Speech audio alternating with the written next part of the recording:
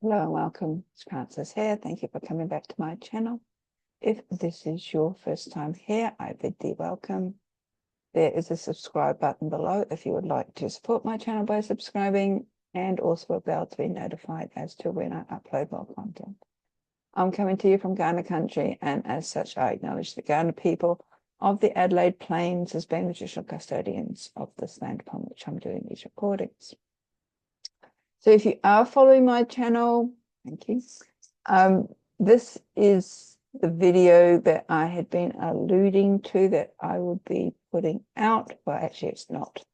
I've spent the last 6 to 8 weeks trying to gather my thoughts together, doing research around this topic and as to the angle I was going to present, hopefully one which will cause the less discomfort, anger, controversy. But then I realized yesterday, after spending basically all day on my spare time writing and researching, that no matter what I say, it is going to be controversy. The reason I'm doing this video largely stems from this poem that keeps coming out in my mind when I do nothing. And that is from, I think it's pronounced Pastor Martin Niemöller. He penned it towards the end, or at the end of World War II. He was actually a German Lutheran pastor, and he wrote it in relation to the silence of the German intellectuals and clergy, including his own faith, with respect to the rise of Nazis and their power, and then their subsequent incremental sort of purging of their chosen targets, group after group. And the poem is called First They Came. First they came for the communists, and I didn't speak out because I'm not a communist. Then they came for the socialists, and I did not speak out because I was not a socialist. Then they came for the trade unionists, and I didn't speak out because I'm not a trade unionist. Then they came for the Jews, and I didn't speak out because I was not a Jew. And then they came for me, and there was no one left to speak out for me. And the reason why I chose that poem, because I am of the opinion that what we're seeing being played out in the Middle East, in particular Gaza, is connected to not only what the Jewish people went through in the Holocaust, but also long before that. And what I'm talking about is intergenerational trauma, or unprocessed intergenerational trauma. I don't want to sort of weigh up pros and cons. I know this recent, and calling it conflict, it's a war, stemmed from what happened on the 7th of October last year, 2023, the hostages. I don't want to get into the underlying, there's so much backstory. And even, as I said, in my own research, I just found myself going around in circles. And also what I was finding increasingly was anytime I tried to research as to the meaning behind words that we're seeing thrown around these days so easily, like anti-Semitic, who were the Semitic people, who was actually the original inhabitants of Palestine, Israel, Jordan, Syria, that whole area, I kept coming back to references to the Bible. Now, I'm not dismissing the Bible, except for the fact of it being a source of truth. I personally don't believe, maybe it is historically sort of back, but it's full of stories. It's someone's interpretations, and it's only one side of the story. And there are historians who can argue for or against this better than I can. I really don't want to jump in that rabbit hole as to who came first. We have also more recent times, as in the last 1,000 odd years, like with other belief systems around the world, the rise of extremists, and in this case, it's the Zionists. And they have this belief based on the Bible. I don't know if it's actually in the other Jewish books, the Torah. This is not my area of expertise, but the belief is that they are the chosen people and this is their land, regardless of anybody else who has lived there, has shared that space before them or with them going back in history. So, yeah, I know it's a very heated topic. I am also, but it's raising up a lot of concerns for me. One is what appears to be a media ban in Australia. I don't know if this is all around the same around the rest of the world, but we don't hear now. It's true for the last month or so. We really get anything as to what happened in Gaza. If we do hear anything, it quickly goes from Palestinian, say, pro-support to Israel offensive. I'm not denying that Israel doesn't have the right to defend themselves. I think what has happened has long gone beyond those boundaries. And recently, as in the last 24 hours, I think at the UN, where the US continues to veto a ceasefire, purely because they have said once upon a time that they will unequivocally back Israel no matter what. I think that's given Israel a get out of jail card, and they are running with it. Yeah, I'm slowly but steadily not seeing them as the victims. Yeah, can't even speak. The amount of the aggression that they're showing, all I can think of is like, if it was shown on the other side, it'll be portrayed differently. But it is this seemingly media blockage ban that we have, the control as to what comes through. I've noticed in recent times, Israel has, when they've blown up yet another hospital or school, they're no longer using, it's Hamas. There's Hamas there. They've begun to realize that that excuse has worn thin. People don't believe them. It has also been proven that that's not the case. However, anybody who speaks out against what is happening in Gaza, and it's clear that it's genocide. Netanyahu has even said in certain, not exactly those words, and it's really hard to say because what's truth these days? He has released plans of his vision of the rebuilding of Gaza, and there's no place in his plan for Palestinian people. Yeah, look, I know there's atrocities, and I'm just trying to think of all the arguments people are going to have. And I know there's atrocities, and I know there's atrocities on both sides. And what comes to light is, and it's taken a week for it to filter into Australian news, is the body of a popular Palestinian surgeon, Adan al-Baroush, that was left after he had been imprisoned by the IDF, Israel Defense Force. It was evidence that he had been assaulted, he had been raped, he had been tortured, he was naked from the waist down, and he was left to die. Now, there is no excuse for that. He was picked up when the Israel military raided a hospital in Gaza's north.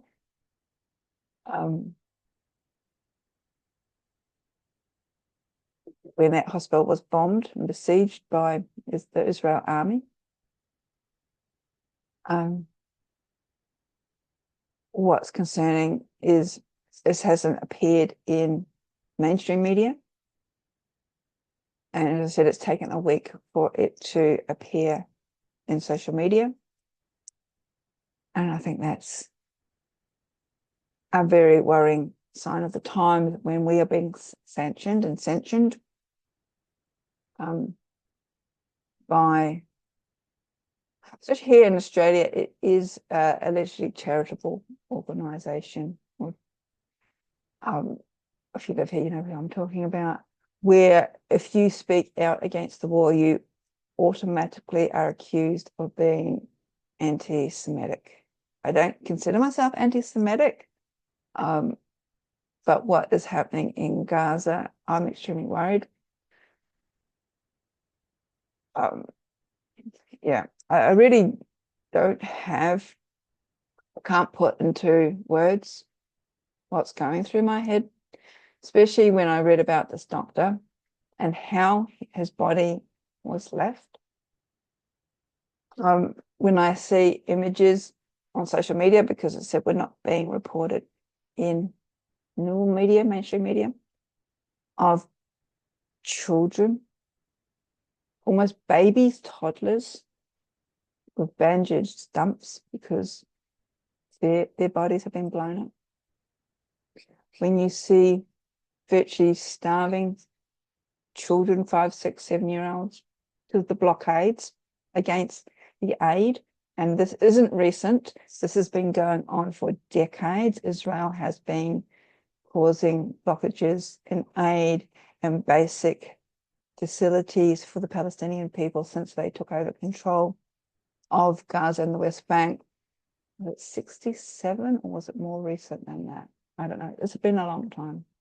Slowly but surely turning the Palestinian people into a very impoverished group of people. And little wonder when they've been isolated and treated as such, organizations such as Hamas come to the forefront. And just having said that, Hamas only got voted in, I think it was 41%. Not everybody supporting Hamas in Palestine, but they're the ones who are trying to free their people. And Israel, anybody who goes against Israel is seen as a terrorist, or we say anti-Semitic. But when you look and see images of children with terror in their eyes, again, we're coming back to the cycle of intergenerational trauma, which is going to be played out for many, many generations to come. There are other things that I'm noting of, I'll say interest. I'm just noting the silence within the freedom fighter brigade, the ones who were sort of beating their chests and demanding their rights a couple of years ago, especially in relation to this media blockage that we're experiencing here. Very quiet. So it's just like coming back to the poem, First They Came. Is it because we are so divided now in the West? And this is another thought that I've just had. Is this beyond just Palestine and Israel? Is this the West white versus Arab? Is this the underlying thing? Christianity versus, even though Judaism and Zionist, I suppose, Christianity can be shoved together, versus Islam, Muslim. It's just one of the reasons why I can't say no one's getting involved, because America is financing, continue to finance Israel. Unbelievable how many millions and billions of dollars. Likewise, Iraq and Qatar are financing Hamas. But it's the silence. It's the no matter what. It's like we've had over a year of this. We've had thousands upon thousands, 40-odd thousand, if not more, Palestinian people killed. We have seen the destruction of essential services, hospitals, water, schools. We have seen Israel purposely target refugee camps under the guise of Hamas. Part of me goes, Israel, I don't really want to go here, but I will. Israel does compulsory military training. If Israel and the US are connected military-wise, don't they have like sharpshooters or snipers? Do they need to blow up hospitals, torture and kill doctors, drag out even patients who are on crutches, who have IV drains still in them, strip them almost naked, make them stand on rubble because they think every Palestinian is a Hamas supporter? When I see the IDF, images of the IDF beating up Orthodox Jews in their own country, beating up their own country people because they disagree with how this whole conflict situation has been managed. Yeah, there's a lot of what is going on, people. The policies or the direction of one man in particular is all or nothing. And it reminds me of I think it's a biblical phrase, an eye for an eye, a tooth for a tooth. Violence being met with violence. I don't condone, how you say it? I don't agree with what happened on the 7th of October, 2023. I feel empathy to those involved, families. I lose that empathy when I see those connected yelling and screaming and demanding that they're not going to stop their protest until every single child, Palestinian child, baby is massacred, is murdered, is killed. I don't condone that. I don't see that justifies the loss of a loved one through the Hamas attack. Having said that, Hamas attack, there's so many underlying things that could have instigated that we don't know of, or we have forgotten, which have been suppressed. We just don't know because of this huge media ban. Largely due to one individual that seems to, especially here in Australia, who owns, I think, 75% of all media outlets, television, newspapers, radio. So we get a very filtered viewpoint. So we don't know what's going on. And then with the rise of false news, again, we don't know. And this is what makes it interesting with all the people who sit there screaming about their freedom a few years ago. What about their freedom now? We don't know what's happening in all this false news. And we're seeing the control of media sources into hands of the individuals, all with alternative motives. Added to that, and this is just another, why I've decided to say something is, and it's like, I don't know how to resolve this. I don't have any ideas, but it's got to start with a ceasefire. But not what Netanyahu has just announced, that if Palestinians basically point or go to the IDF and tell them where the hostages are, that's okay. So he's basically asking Palestinian people to turn to traitors. That's not a ceasefire. Hamas has been offering ceasefires, and Netanyahu has indicated, or representatives of his government, his military, have indicated that there will never be a ceasefire. So they've just gone point blank, no ceasefire ever. So that, to me, clearly indicates that they're not interested. They will continue whatever they're doing, and it hasn't just been contained now to Gaza. It's been extended. It's all across Palestine. It's gone to Syria and into Lebanon. I don't know if that was used as a distraction or because that was how the aid was getting into Gaza and the West Bank by these other countries. So that's how Israel decided to, I don't really want to say Israel because it's not all of Israel, it's Netanyahu and the IDF.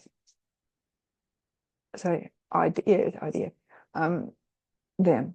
It's not the whole population. I am very aware that there are an increasing number of Israelis, Jewish people, opposing what Netanyahu has been doing.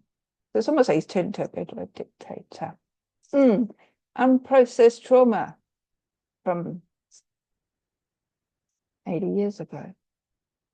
Yes. So how am I going to end this?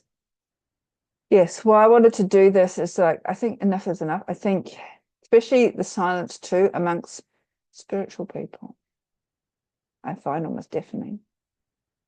These are the same people who are going on about Pluto moving into Aquarius, a brand new world that we are going to be co-creating. Before we've still got all this atrocities and no one's doing anything about it. Why or how can we create a new world? Are we just spiritually bypassing? I don't know. How can we add or stop what's going on? Even for a pause so people can sit down and walk. Have we as a species, is what we've lost, this ability to communicate. To, yes, I hear your side of the story. Let me tell you my side of the story. And then maybe we can find a medium between the two. Pam Gregory does talk about this in her astrology channel, and she's been talking about this for a while, and I'm just going to reiterate it here. We are all energetic beings. This is why this energy, and it's not new, it's more intense, especially with all the other conflicts that we do hear about. We hear about Ukraine. We've been hearing about Ukraine every single day, and still nothing's happening there yet. But there's been this silence in Gaza, which I'm going, that's interesting. It's not really. We know why. But yes, we're all energetic beings. We all pick up on this. We will be picking up on all of this unprocessed trauma, regardless of what side of the fence we are on, regardless of how involved or not we are in, because we're all part of this cosmic web. And it is this new world that all the spiritual beings, people are talking about, and it is talking about frequency, it's talking about raising our vibrations to this new world. And it's just like, okay, we can use that now to hopefully maybe influence, can I say stubbornness? I don't want to say blame one side more than the other or whatever. So everybody's got their right to their own opinions. Pam Gregory talks about coming back to the heart and then expanding love. Love has one of the highest vibrations, and I'm not talking about gooey, intimate love. We have such a very wrong idea about love. We get caught up in the romanticized version of it. I'm just talking about unconditional love, compassion, not sympathy or empathy, just these are our fellow human beings. The saying namaste, I see the divine in me, I'm the divine in you. We are too divided these days. We need to come back. And we can only come back through opening our heart. And we do that through love. The heart in yogic teachings and anahata, it's the middle of our chest. And all we need to do is just close our eyes, and then with our breath, breathe in the energy or breathe up the energy from Mother Earth. And as we exhale, and this is where some of the statues of the Virgin Mary, like when she's got her arms out, like she's welcoming, or you've got the Immaculate Conception of Jesus in the heart. There's ancient goddess pictures of thinking in particular, like the Nile goddess with her hands above her head, coming back to that heart center and visualizing, extending, projecting that unconditional love, acceptance, compassion out into the world around us, lifting up our vibration, lifting up everybody else's vibration, Because it's very much, and I say this all the time, like a stone being thrown into a pond. We are the stone, and the energetic field around us then will contain the ripples as they move out, influencing those around us. If those around us are doing the same thing, we create this ripple effect around the world. And we have seen the reverse. We have seen keywords being thrown about over and over again. And I'm quite sure I'm going to get some of those keywords thrown at me. And that's okay. But I've felt the need to say, I've had enough. Too many innocent people are affected. This is not solving anything. It is genocide happening before our eyes, and we're being censored. And we are being prevented from doing something about it. And no one, I mean, but when I say no one, I'm talking about our leaders, aren't doing anything. Because for some reason, whether it's a guilt trip, or whatever, I don't know, there's this power in this word that everybody seems to be afraid of. And this word has now, it is a hateful word, but it's being projected out towards anybody who says no. But I'm saying no, it's not my name. What I'm seeing, the mood, and this goes to both sides, all sides, everybody who's involved. I don't want to see any more maimed children. I don't want to see any more dead eyes with no souls because they're so scared. I don't want to hear about any more hospitals, schools being bombed. I would like people to be focusing more on peace, on two-state solution. I'm a dreamer. Anyway, come back, whatever side you're on. I think it's irrelevant. I think we all need to come back to our heart center and start projecting peace for everyone. And not only in that conflict, for everyone caught up in this time we're going through. Pluto's moves into Aquarius. There's a lot of uncertainty. There's a lot of things indicating that we are definitely out of alignment as a species. And I'm not even going to be talking about what's happened recently American election and what's happening there. I don't understand. I'll focus on my own politics, which I don't understand. Okay, enough talking. Just remember, first they came for everybody else. And we did nothing because it didn't affect us. When it comes to our turn, who's going to be left to stand up for us? Blessing.